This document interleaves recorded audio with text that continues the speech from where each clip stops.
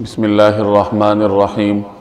نبی کریم صلی اللہ علیہ وسلم کے ارشاد کا مفہوم ہے کہ علماء پر بڑائی جتلانے، بے وقوف لوگوں کے ساتھ لڑنے جھگڑنے اور مجلسیں جمانے کے لیے علم حاصل نہ کرو، اور جو ایسا کرے گا تو اس کے لیے آگ ہے آگ۔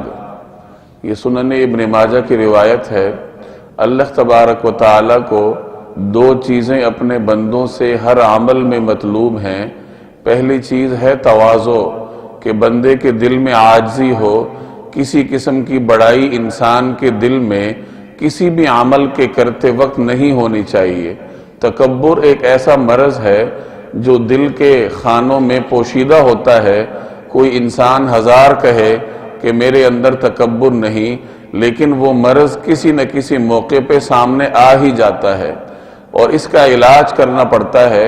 چنانچہ لوگوں سے یہ توقع رکھنا کہ لوگ میرا احترام کریں، میرے لیے کھڑے ہوں اور میرے کمال کا اعتراف کریں، یہ بھی تکبر ہی کی ایک شکل ہے۔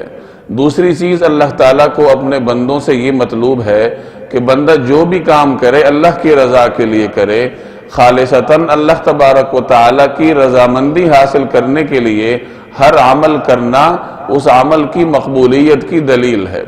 اس روایت میں نبی کریم صلی اللہ علیہ وسلم نے علم حاصل کرنے والوں کو چند نصیحتیں فرمائی ہیں کہ علم جو بھی حاصل کرے اس کی نیت خالص ہونی چاہیے، عاجزی اس کے پیش نظر ہو، اور صرف اللہ تبارک و تعالیٰ کی رضامندی کے لیے علم حاصل کرے۔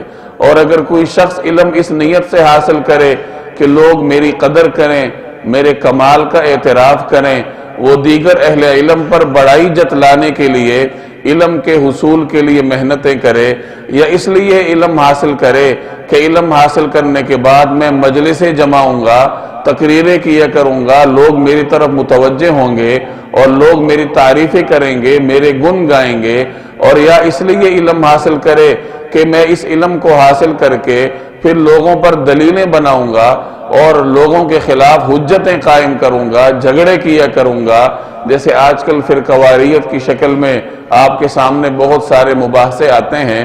تو یہ تمام وہ امور ہیں جو انسان کے علم کو ضائع کر دیتے ہیں، اور نبی کریم صلی اللہ علیہ وسلم نے اس مقصد کے لیے علم حاصل کرنے والے کے لیے آگ کی سزا مقرر فرمائی ہے۔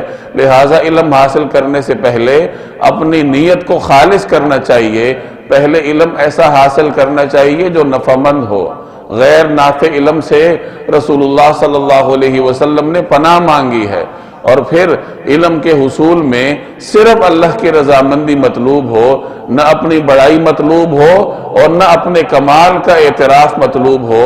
ان امور کو پیش نظر رکھتے ہوئے جب آدمی علم حاصل کرتا ہے تو وہ گویا کہ اللہ کے راستے میں ہوتا ہے۔ اللہ تبارک و تعالی مجھے اور آپ کو عمل کرنے کی توفیق عطا فرمائے۔